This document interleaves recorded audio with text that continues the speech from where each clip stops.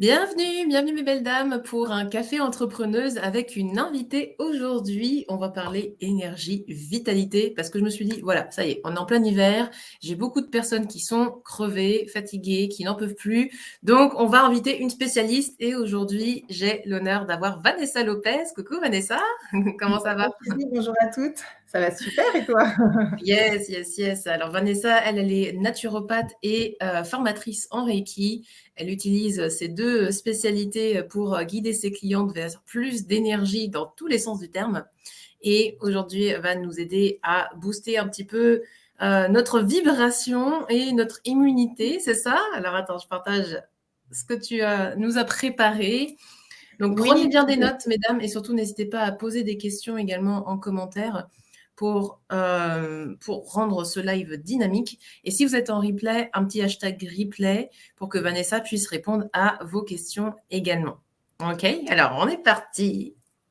tout à fait. Alors, je vais vous présenter aujourd'hui, je vais vous d'abord déjà, je voudrais aussi dire que je suis vraiment ravie d'être parmi vous parce que c'est un sujet qui me tient très à cœur et voilà, en fait, je vais vous expliquer ce que c'est que le taux vibratoire, comment, nos habitudes de vie influent directement sur notre énergie, sur notre taux vibratoire et sur notre santé. Puisque, c'est en fonction qu'on a un taux vibratoire élevé, que justement on va se sentir bien, alors que quand notre taux vibratoire est bas, c'est à ce moment-là qu'on a plus de chances de tomber malade. Et Mmh. donc on verra aussi en fonction de l'information que l'on nourrit, que l'on s'apporte, eh bien on va avoir un taux vibratoire élevé ou inversement. Et à la fin, je vous proposerai une petite expérience pour, par l'énergétique, mais aussi par la présence, la conscience et la respiration pour élever votre vibration. Donc voilà, donc on Mmh. pratiquera Génial, tout ça j'adore, en merci, fin de merci. séance. Alors avant de commencer, je me présente, je suis Vanessa Lopez, donc tu as dit Shizu, je suis naturopathe, coach énergéticienne et donc j'utilise aussi, comme j'ai plein de cordes à mon arc, j'utilise d'autres outils en fait, en fonction des besoins des personnes que j'accompagne, et en fonction de ce qui émerge pendant la séance. Voilà, je vais utiliser d'autres outils transformateurs et j'accompagne en fait, plusieurs, challenges de vie. Je vous accompagne pour plusieurs challenges de vie, mais je suis spécialisée, dans l'accompagnement des femmes hyperactives et hypersensibles. En fait, je les amène à faire de leur stress et de leurs émotions un super pouvoir. Et je les guide également à se reconnecter à leur puissance, leur créativité et leur joie. Voilà, alors on va commencer tout de suite.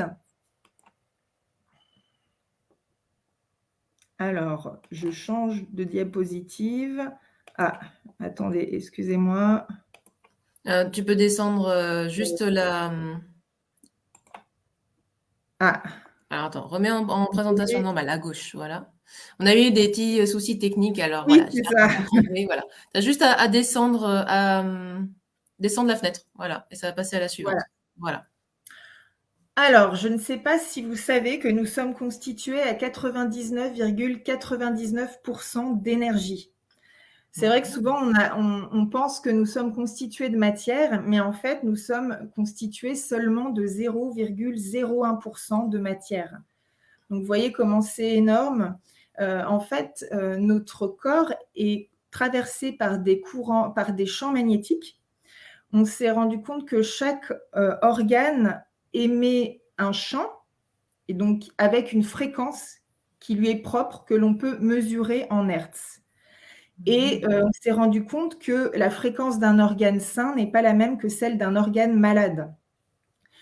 On a aussi mesuré, la fréquence en fait du champ des mains quand un énergéticien, un praticien Reiki, un magnétiseur ou toute personne pratiquant l'énergie va poser ses mains. Et bien à ce moment-là, le champ, la fréquence du champ émis par les mains est 1 millier de fois plus fort que tout autre, champ et fréquence dans le corps. Donc c'est ce qui pourrait expliquer aussi comment, quand on va poser les mains sur un organe entre guillemets «malade», après il peut retrouver son équilibre. Donc l'ensemble des, champs de nos organes et de nos corps énergétiques forment ce qu'on appelle l'aura et donc on peut mesurer le taux vibratoire de notre corps. En fonction d'un taux vibratoire élevé, on va être beaucoup plus connecté à son intuition, on va être connecté aux synchronicités, aux petits signes de la vie, voilà, qui vont nous montrer qu'on est sur le bon chemin. Et on va se sentir bien, tout va être plus fluide, tout va être plus facile. Voilà. Alors qu'à l'inverse, quand on a un taux vibratoire bas, eh bien, à ce moment-là, eh bien, on peut justement tomber malade. Tout va être plus compliqué, plus dense, plus difficile. Bien entendu, ça n'est pas linéaire. Ça veut dire que vous n'avez pas le même taux vibratoire toute la vie et qu'en fonction des événements que l'on vit, de quand on est stressé, ben voilà, notre taux vibratoire il redescend. Et voilà, donc l'idée, c'est d'aller justement apprendre et mettre en pratique l'objectif, c'est de maintenir une vibration élevée. C'est ça la fameuse vibration, c'est pas juste un truc, voilà, une expression qu'on dit, les bonnes vibes et tout ça. Oui, exactement, c'est vrai. C'est pour ça que vous avez dû remarquer aussi que généralement, on est plus attiré par les personnes qui vont être joyeuses, plutôt que celles qui sont déprimées, parce que justement, elles émettent une certaine vibration. Et d'ailleurs, en fonction de la vibration qu'on émet, on va attirer à soi des personnes ou des situations de même fréquence.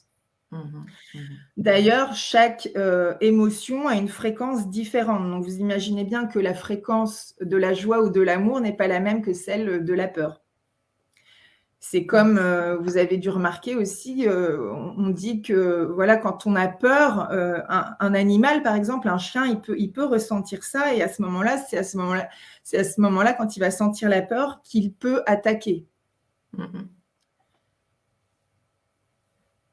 Alors, bien entendu, toutes les habitudes de vie que l'on a vont influer directement sur notre énergie, sur notre taux vibratoire, sur notre bien-être et sur notre santé. Alors, aujourd'hui, l'objectif, je vais aller rapidement dans les habitudes de vie, parce que l'objectif, c'est vraiment aussi d'aller expérimenter et de vous faire ressentir dans le corps. Parce qu'il y a énormément de choses à dire sur l'alimentation, et donc là, je pourrais passer une semaine à tout vous dire. Mais voilà, rapidement, bien entendu, la qualité de l'eau et des aliments que vous consommez, qu'ils soient bio, du terroir, quand les végétaux, les fruits ou les légumes ont été cueillis verts ou à maturité, la présence de pesticides, la cuisson, le rythme des saisons, tout ça, en fait, influe directement sur le taux vibratoire de l'aliment, qui va influer sur notre propre taux vibratoire. Donc, en fait, ensuite, qu'est-ce qui va aussi influer sur notre taux vibratoire? C'est en fonction de l'excès de certains aliments, si on va manger des aliments raffinés, acidifiants, enfin, voilà. En fait, ce qui est intéressant aussi à savoir, c'est que tous les aliments vont nous faire sécréter certaines hormones, et que du coup, ça va influer directement sur notre bien-être ou sur notre mal-être, parce que quand on sécrète des hormones du stress, eh bien, forcément, on va se sentir stressé, on peut se sentir déprimé. Donc aujourd'hui, c'est vrai qu'on sait très bien qu'en fonction de ce qu'on va manger, on peut avoir une maladie, mais ce qu'on ne sait pas, souvent, voilà, on n'a pas forcément conscience que si on mange tel ou tel aliment ou en excès, eh bien, on peut se sentir déprimé. On ne va pas se dire oh là là, j'ai mangé ça, c'est pour ça que je me sens déprimé. Mais ça a un impact du coup direct, sur notre énergie, sur notre taux vibratoire. D'ailleurs, je voulais vous parler d'une petite étude qui est très intéressante qu'ils ont faite dans une école en Australie sur les enfants. On les a invités à supprimer pendant seulement 15 jours les additifs des aliments, en accord avec l'école, les parents. Donc, on leur donnait une liste pour supprimer les additifs. Et au bout de 15 jours, ils ont tous été unanimes, les professeurs, les parents comme les enfants. C'est très intéressant. Donc, les enfants étaient beaucoup plus concentrés, intéressés. Voilà, ils étaient actifs en classe. Il n'y a pas eu d'heure de colle. Les parents disaient qu'il y avait vraiment un lien qui s'était créé avec leurs enfants. puisqu'ils n'étaient pas là en train d'essayer de les gronder. Et même, on voyait un petit garçon dans ce documentaire, un petit garçon qui disait qu'il avait eu plus de camarades et parce qu'il était moins méchant. Donc, vous voyez en fait l'impact justement des aliments aussi sur notre comportement. Ensuite, dans les autres habitudes de vie, bien entendu, en fonction du sommeil que vous avez, si vous avez un sommeil régénérateur, ça influe directement sur notre énergie et sur notre taux vibratoire. Mais le sommeil, ça ne suffit pas. Les temps de pause sont essentiels pour se régénérer, faire une pause, prendre un break, prendre du temps pour soi. Et d'ailleurs, c'est pour ça aussi, ça c'est aujourd'hui dans la société où on est on nous demande beaucoup d'être performant. On a 10 000 activités et donc c'est vrai que le fait d'avoir aussi un taux vibratoire élevé, ça passe aussi par le fait de se régénérer, de prendre du temps pour soi et c'est comme ça qu'on va pouvoir donner à 200% pour les autres.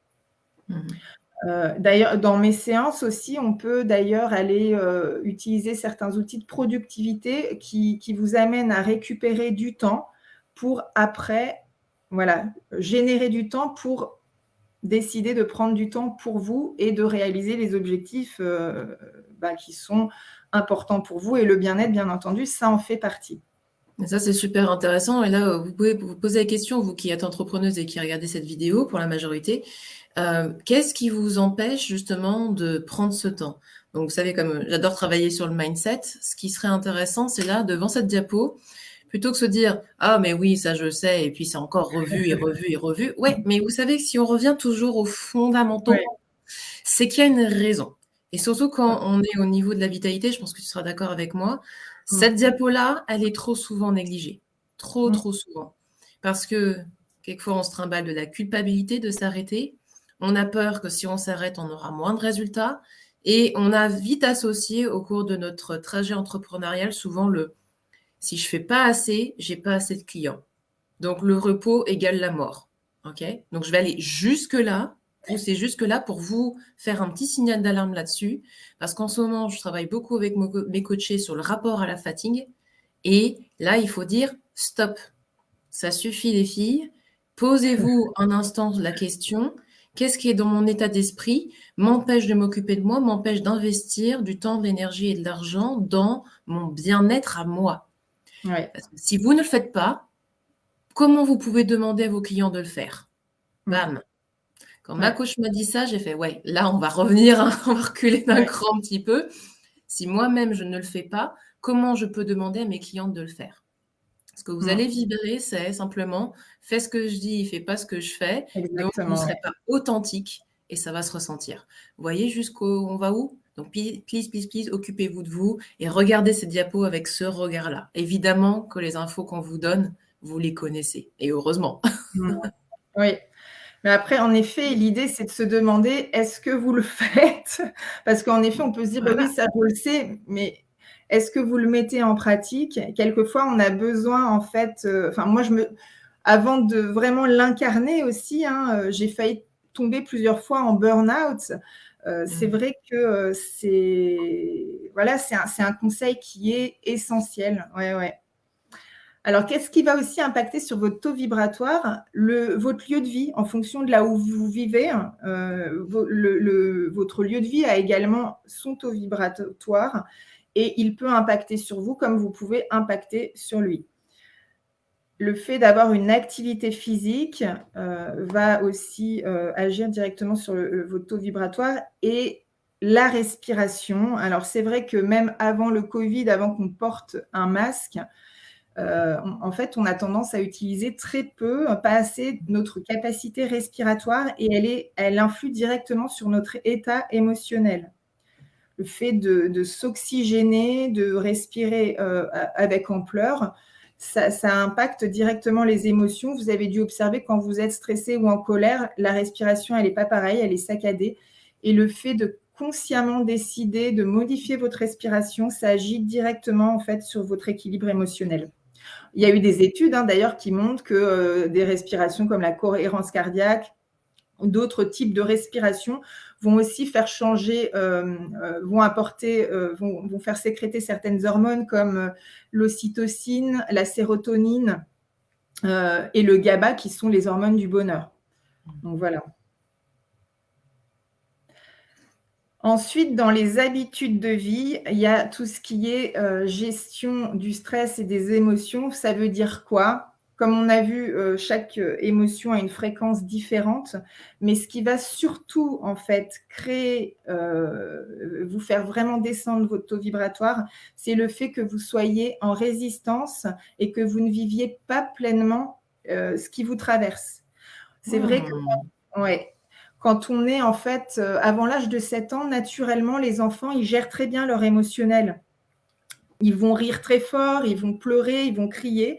Et le fait de faire ça, ça fait qu'ils libèrent le trop-plein émotionnel. Et en fait, ils n'ont pas ce problème, en fait, d'émotions qui se cristallisent. Sauf que, bien entendu, nos parents nous apprennent, on répète juste ce qu'on a appris, c'est pas du tout pour porter un jugement, puisque ça, c'est des choses qu'on devrait nous apprendre dès l'enfance, même à l'école. Il y a tellement de choses qu'on devrait apprendre à l'école. Mais du coup, les injonctions qu'on reçoit, comme t'es pas belle quand tu pleures ou quand tu es en colère, sois sage, etc., fait qu'à un moment, on apprend à ne pas ressentir, puis ça fait pas plaisir en fait de ressentir certaines émotions, on n'en a pas envie. Donc qu'est-ce qu'on fait? On met un couvercle. Voilà, on met un couvercle et à ce moment-là, qu'est-ce que ça fait? En fait, ça va vraiment créer des cristallisations, des blocages dans les corps énergétiques. Et puis, à un moment, ça va impacter le physique.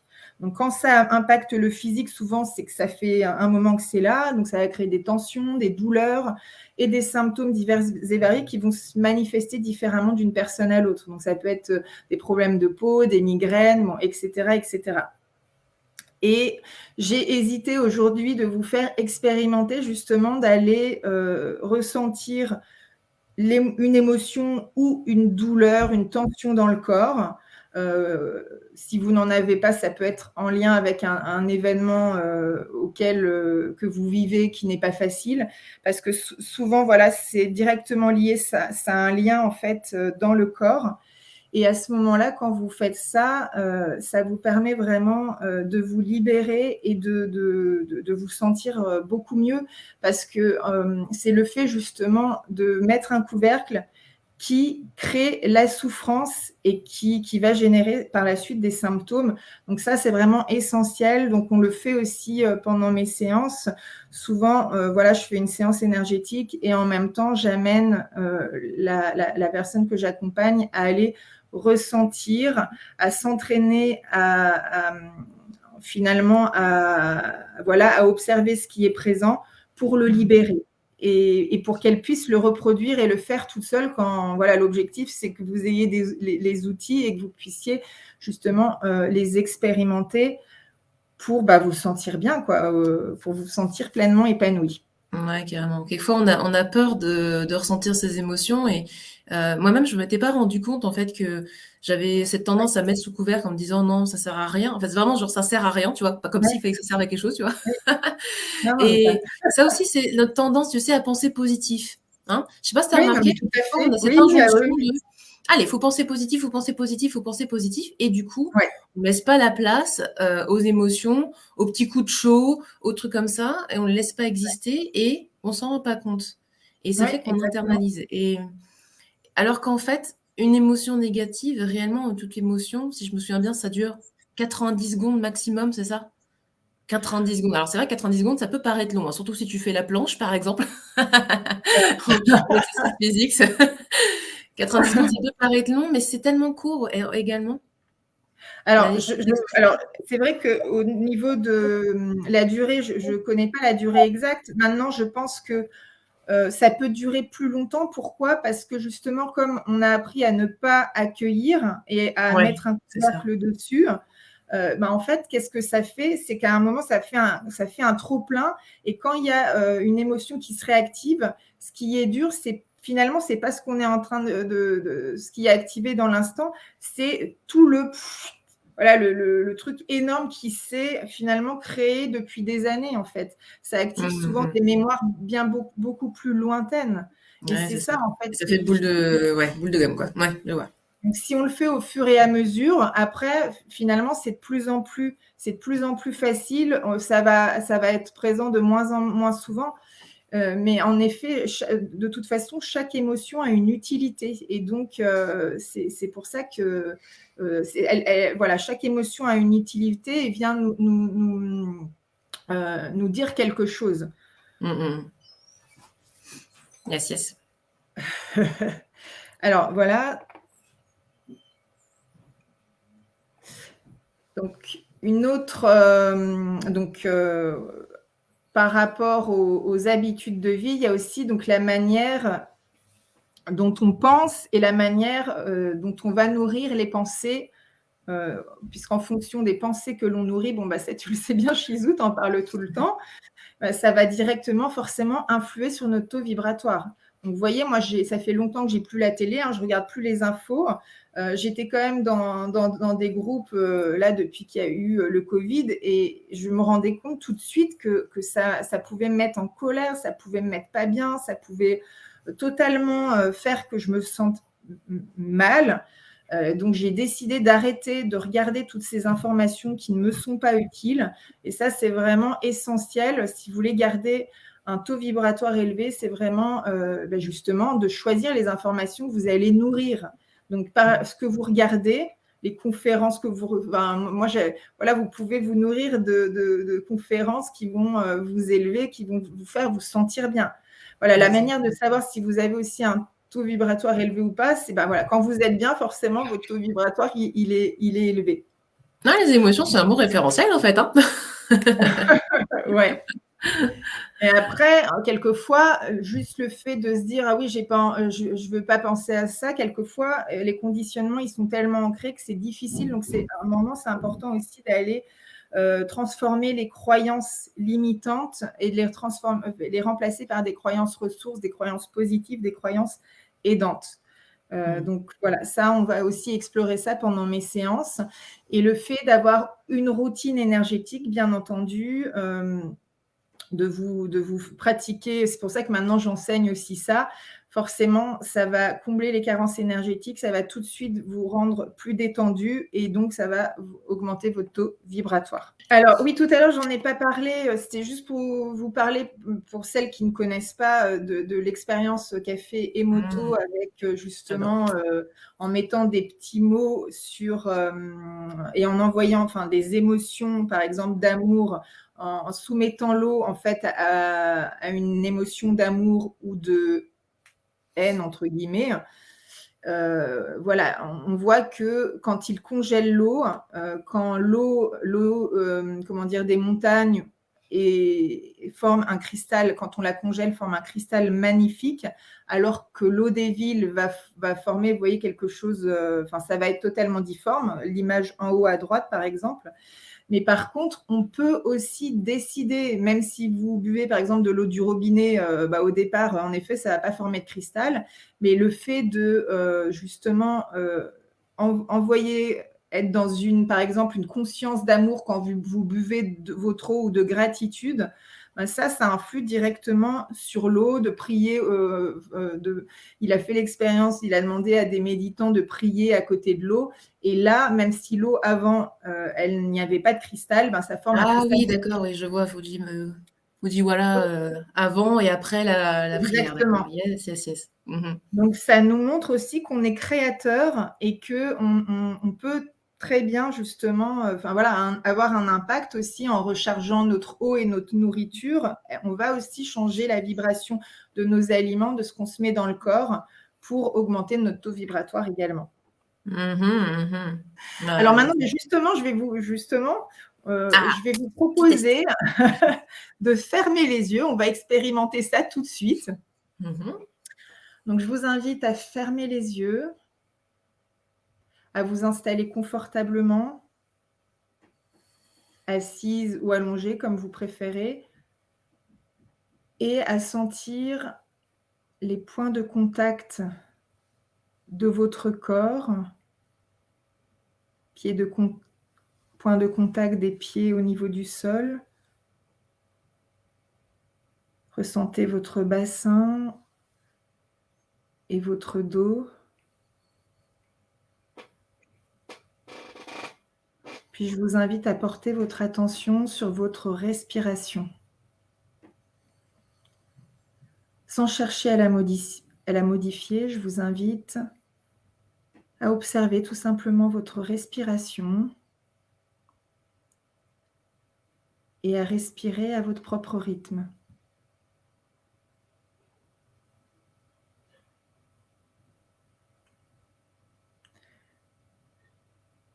Vous pouvez prendre conscience maintenant de comment vous vous sentez dans votre corps.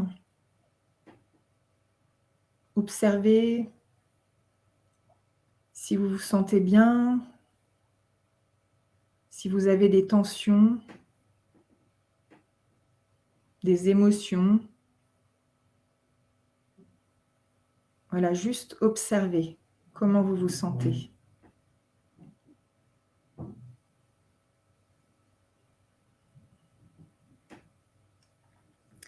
Maintenant, je vous invite à porter votre attention au centre de votre poitrine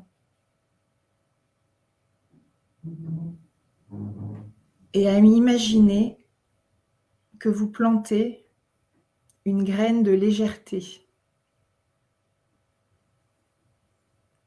À chaque nouvelle respiration, vous vous sentez de plus en plus détendu, relâché, relaxé. Ressentez cet état d'être de légèreté et de paix qui se diffuse de plus en plus dans chaque cellule de votre corps.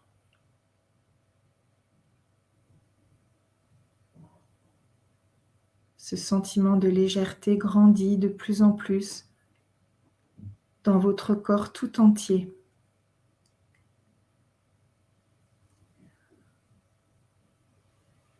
Pour que ce soit plus facile, vous pouvez aussi vous rappeler d'un moment de votre vie où vous vous êtes senti particulièrement sereine et légère.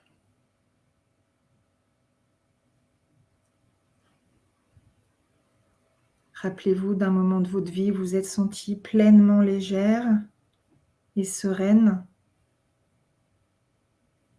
Et en vous reconnectant à ce moment, ressentez cette légèreté et cette détente dans votre corps tout entier.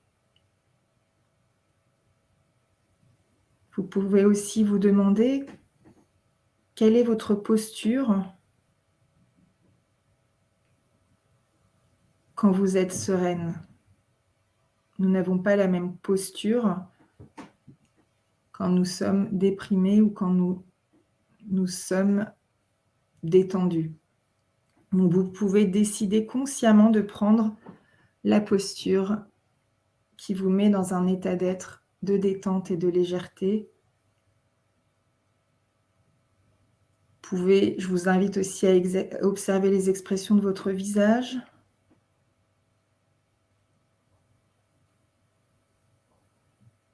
Et décider peut-être de ressentir comme un petit sourire de Bouddha. Vous pouvez le créer ou juste peut-être qu'il va se présenter naturellement.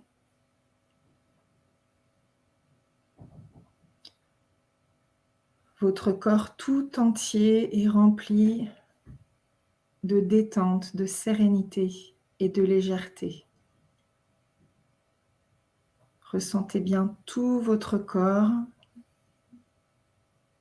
qui rayonne cet état d'être de légèreté et qui se détend de plus en plus à chaque seconde qui passe, à chaque nouvelle respiration.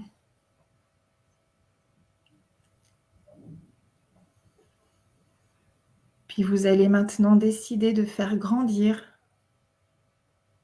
cette légèreté et cette sérénité dans toutes les dimensions de votre être. Donc, vous sentez bien cette légèreté dans votre corps tout entier. Puis vous décidez consciemment de la faire grandir à quelques centimètres d'abord de votre corps physique, puis dans l'espace de toute la pièce. Vous pouvez ressentir que vous faites grandir cette légèreté et cette détente dans toute la pièce.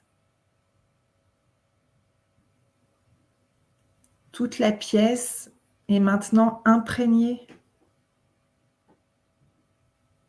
de votre vibration, de détente et de légèreté, et vous pouvez imaginer que vous continuez à la faire grandir dans tout votre immeuble, dans tout votre quartier, dans toute votre région, sur tout le continent et sur toute la planète. Et vous êtes connectés et interreliés. On est toutes interconnectées ensemble. Et en vibrant cet état d'être, de légèreté, de paix, de détente, vous impactez toutes les personnes que vous rencontrez et même toutes les personnes qui vivent sur Terre. Je vous invite juste à rester encore environ 30 secondes et à ressentir cette détente, cet état d'être de légèreté, de sérénité. Faites encore 2-3 respirations.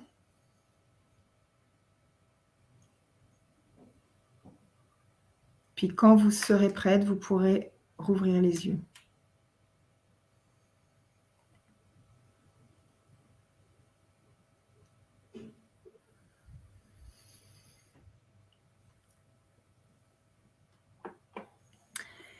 Et prépare bien la journée.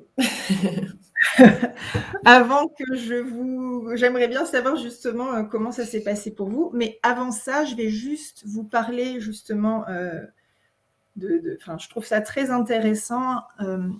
Donc, on a fait des études, des expériences, voilà, sur 2 ans à différents endroits dans le monde, au Liban par exemple, aux États-Unis, sur des pays qui étaient en guerre. Et on a invité justement des personnes à vibrer la paix. Et on s'est rendu compte que en faisant ça, eh bien, il y avait une réduction de 80% du nombre de morts et de blessures de guerre dans les pays en question. Donc, on voit vraiment juste l'impact en fait que l'on peut avoir encore plus quand on est plusieurs, puisque c'est aussi la synergie du groupe qui impacte encore plus grandement. Et on voit bien l'influence que l'on peut avoir aussi sur son bien-être. Moi, j'ai fait une formation aussi avec une personne qui s'appelle Dominique Lussin, qui nous invite justement aussi, elle a fait aussi des expériences sur un panel de personnes allant d'enfants, alors je ne sais plus les âges, on va dire de 4 ans à 90 ans. Et ce qu'elle a pu observer, c'est que généralement, en fait, on ressent ces états d'être au départ par des stimuli extérieurs. Donc, par exemple, on va être avec des amis, hop, on va sentir la joie. Mais cette expérience, on nous demandait, d'ailleurs, j'avais aussi participé à l'expérience, de ressentir un état d'être différent, ou voilà, un état d'être chaque jour. On se rend compte que plus on va le faire, on peut ressentir, on peut le créer, on peut l'être et le transmettre. Et plus on s'entraîne à ça, plus on va l'observer dans sa vie, mais sans qu'il y ait un événement qui nous permette de le ressentir. C'est-à-dire que c'est nous qui allons finalement le vibrer, le créer, puisque c'est comme un entraînement. Plus on va le faire, forcément, plus ça va être facile et plus ça va on va pouvoir le ressentir. On peut le Super. faire avec tous les états d'être. Là, je vous ai proposé de le faire avec la détente et avec la sérénité, enfin et la légèreté, parce qu'on a besoin de légèreté, dans ces temps actuels. Mais vous pourriez très bien le faire avec l'amour, avec l'émerveillement, avec la joie, enfin voilà, la confiance. Et moi, dans mes séances, justement, en fonction des objectifs, de la personne que j'accompagne, on va le faire ensemble et avec l'énergétique, on va créer des intentions et pour que la personne puisse vibrer ce qu'elle veut pour pouvoir réaliser son objectif aussi, puisqu'on peut associer forcément un objectif avec un état d'être qui est en lien directement. Magnifique. Génial. Bon, avec tout ça, on va avoir une bonne vitalité pour l'hiver. Et on est d'accord que ces conseils-là sont intemporels. Il n'y a pas forcément une saisonnalité pour l'énergétique, en tout cas. Tout à fait. Ils sont intemporels, mais c'est vrai que comme en hiver, on a plus de facilité à tomber malade, bien le fait de faire attention à ça en hiver, le stress, c'est vraiment souvent quand on est stressé ou quand on a eu un choc émotionnel, que le système immunitaire il tombe, enfin voilà, nos défenses elles s'affaiblissent et c'est à ce moment-là voilà qu'on a plus de chances de tomber malade. Donc c'est vrai que dans cette saisonnalité, le fait qu'il y ait moins de lumière, c'est vrai que ça doit aussi jouer. Il y a le froid, enfin voilà, il y a plusieurs facteurs qui jouent au fait qu'on peut plus tomber malade et qu'on a besoin de plus se reposer et qu'on va pas forcément écouter ça non plus. Ouais. Ouais, on a une tendance à vouloir faire les warriors quand même, en tant qu'humain. Tu trouves pas? Si, et puis ça va aussi avec la société qui nous demande d'être performants. Tous les entrepreneurs aussi ont beaucoup de choses à gérer et doivent tout gérer. Mais bon, même de toute façon, les personnes qui sont salariées, tout le monde, généralement, la plupart des gens sont quand même dans un trop et doivent apprendre à prendre du temps. Exactement. Et alors toi, tu disais en plus sensibilité, super pouvoir. Est-ce que tu peux nous en parler un petit peu plus? Qu'est-ce qui est possible de faire quand on est sensible et que, par exemple, ces conseils qu'on a vus aujourd'hui, on les maîtrise, mais on se dit peut-être qu'on est un peu différent quand même de la moyenne des gens, quoi, quand on est dans cette sensibilité, ou même dans cette hypersensibilité. Oui. En fait, c'est vrai que moi, pendant longtemps, puisque je suis moi-même au départ hypersensible, donc je pensais vraiment que c'était une faiblesse, le fait d'être sensible ou d'être hypersensible. Mais en fait, si je parle de super pouvoir, c'est que, en fait, c'est une force, c'est une grande force que l'on peut utiliser entre guillemets. Ce que je vous invite, voilà, c'est que j'ai créé justement aussi un quiz pour tester votre niveau de sensibilité. Et après, je vous donne des conseils justement pour en faire un super pouvoir. Donc peut-être que Shizou, tu pourras mettre le lien du quiz. C'est ce que je regardais. Voilà, c'est ça. Yes. Je vous mets le lien en commentaire et puis vous l'aurez sous la vidéo si vous êtes sur YouTube. OK? Comme ça, du coup, vous aurez aussi des conseils par rapport à ça parce que c'est encore un vaste sujet, c'est un autre sujet. Mais bon, il y a des choses qui se rejoignent aussi. Ouais. Voilà, donc comme ça, vous pourrez découvrir. C'est quoi donc notre niveau de sensibilité, c'est ça que tu as écrit? Oui. Vous pourrez tester fonction d'adapter. votre niveau de sensibilité. OK. Donc ça, c'est intéressant. C'est-à-dire que finalement, vous n'êtes pas des ovnis.